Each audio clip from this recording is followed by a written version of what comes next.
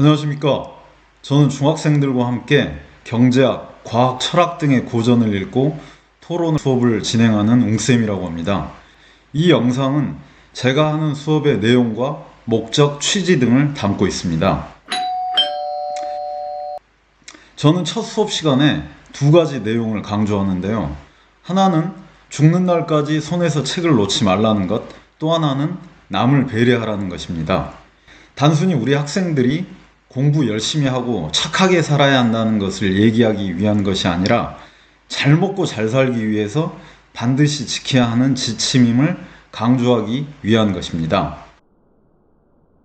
첫 번째 원칙은 평생 책을 읽어야 한다는 것인데요.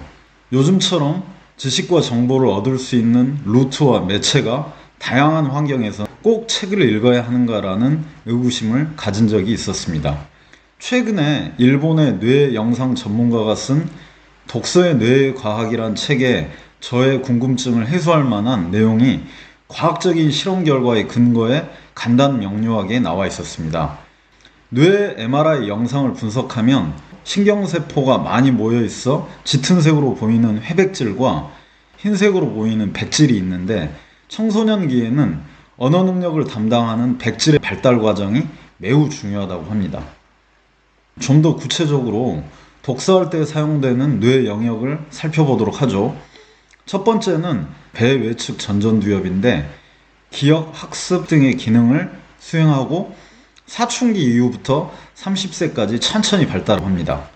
두 번째는 배내측 전전두엽이고 타인을 배려하고 공감대를 형성할 때 활성화되는 영역이라고 합니다.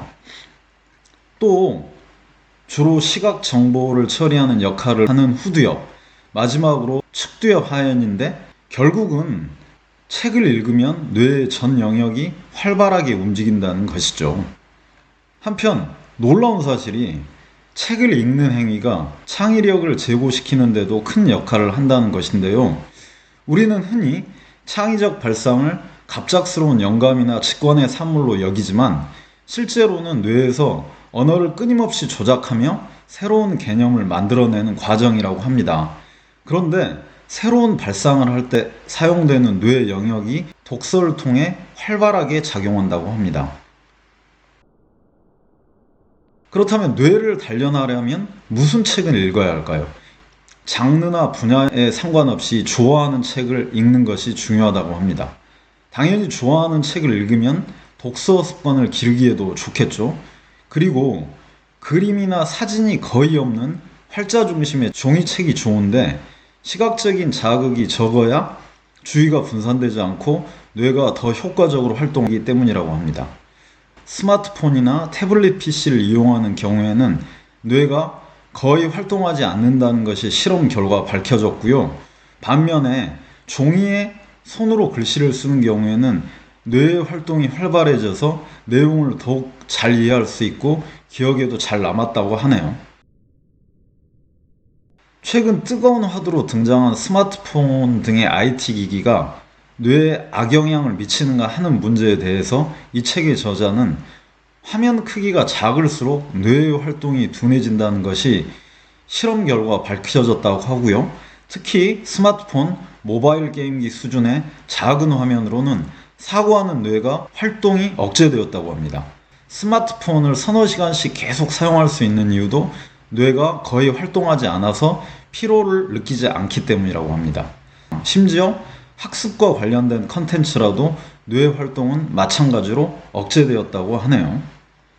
스마트폰 등으로 인터넷을 많이 이용하면 나이에 관계없이 뇌 발달이 멈추거나 노화 징후가 빨리 나타났고 2015년 마이크로소프트에서 발간한 보고서에 따르면 스마트폰이나 인터넷에 중독된 캐나다인 20%의 집중력 지속 시간이 8초 정도에 불과했다고 합니다. 한편 센다이시 초등학교 학생들 7만 명을 대상으로 14년간 추적 조사를 했더니 같은 시간을 공부하더라도 스마트폰 사용 시간이 긴 학생들은 성적이 크게 낮았다고 합니다. 그러니까 오히려 공부 시간이 다소 짧아도 스마트폰을 적게 사용하는 아이들의 성적이 더 높게 나타났다고 하는데 얼마나 공부하느냐 보다는 얼마나 스마트폰을 적게 사용하느냐가 학업 능력 성장에 더 큰 변수로 작용했다고 하네요. 거듭 말씀드리자면 스마트폰 사용으로 인해 수면 시간이 짧아져서 성적이 떨어지는 것이 아니라 스마트폰을 사용하는 행위 자체가 직접적으로 성적을 떨어뜨리는 것으로 확인되었다고 합니다. 또 스마트폰 사용 시간이 긴 학생은 뇌 성장기임에도 뇌 발달이 전혀 이루어지지 않았고요. 실제로 미국 IT 산업의 중심지인 실리콘밸리에 있는 일부 학교에서는 컴퓨터를 사용하지 않고 심지어 이들 학교에 다니는 초등학생이 구글 검색을 모르고 있을 정도라고 합니다. 대표적으로 페닌슐러 발도르프 학교는 구글, 애플, 야후, HP, 이베이 등 미국 실리콘밸리의 유명 IT 기업 임원들의 자녀가 다니는 학교인데, 이 학교에서는 하이테크 기술을 사용하지 않고 우리 나이로 14살 정도가 됐을 때 제한적으로 IT 기기의 사용을 허가한다고 합니다. 이 학교의 학부모와 교사들은 컴퓨터가 창조적 사고, 운동, 인간관계, 집중력 등을 방해하기 때문에 학교에서는 물론이고 집에서도 컴퓨터 사용을 용인하지 않는다고 합니다.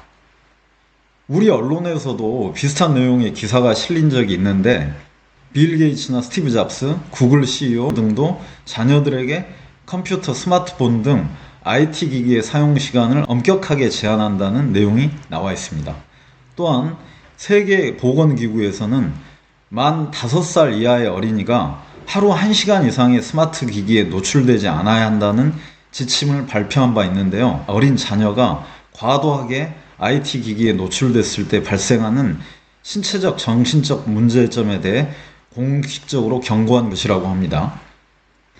그래서 결론적으로 제가 앞에서 궁금해했던 문제들에 대해서 해답을 내보자면, 독서는 뇌 발달과 학업 성적에 결정적인 영향을 준다. 또 만화 등의 시각 자료가 있는 책과 글자만 있는 책의 차이는 학습 효율에 엄청난 차이가 있다. 종이책은 영상 매체보다 훨씬 더 효율적이다. 마지막으로 스마트폰 등의 IT 기기가 뇌에는 아주 안 좋은 영향을 미친다. 이런 결론을 낼 수가 있겠습니다. 경주 최부잣집은 조선조 최진립 장군이 일대조인 경주 최씨 가문으로 16세기 초반에서 20세기 중반까지 약 400년간 부를 이어온 집안을 가리킵니다. 우리 한반도 역사에서 노블리스 오블리주를 몸소 실천한 몇 안 되는 가문 중에 하나라고 봅니다. 특히 이 가문은 6개의 가문으로 그 명성이 자자한데, 그중 대표적인 것이 사방 백리안에 굶어 죽는 사람이 없게 하라는 것입니다. 이 가문의 일대조인 최진립 장군은 임진왜란에 의병으로 참전했으며, 정유재란 때는 관군으로, 병자호란 때는 69의 나이로 참전해 전사했다고 합니다. 마지막 부자이셨던 12대 최준 선생께서는 조선 국권회복단과 상해 임시정부에 막대한 독립운동 자금을 희사하셨던 분이기도 합니다. 우리가 부잣집이라고 해서 이제 밝은 상인 집안 정도로 이 집안을 치부해서는 안 되고, 기득권층의 진정한 사회적 의무를 다한 분들입니다.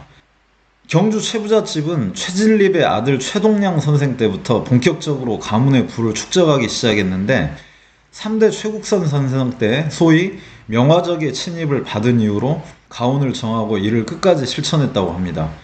명화적은 난리통에 약탈을 일삼는 무리들을 가리키는데, 최국선 선생이 보기에 그들은 애초에 나쁜 사람들이 아니라 주변의 이웃들이었다고 합니다.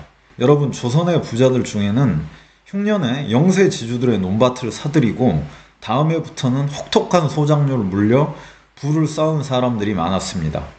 관청의 관리들은 어땠습니까? 선량한 백성들을 수탈해서 자기 배를 불리기에 여념이 없지 않았지 않습니까? 그렇다면 난리통의 일반 백성들은 이래 주거나 저래 주거나 매 한 가지인데, 평소에 그들을 수탈했던 부잣집이나 관청을 약탈하지 않았겠습니까? 그런데 놀랍게도 명화적에 난 이후로 최부잣집의 이웃들은 앞장서서 최부잣집을 지켜주었다고 합니다.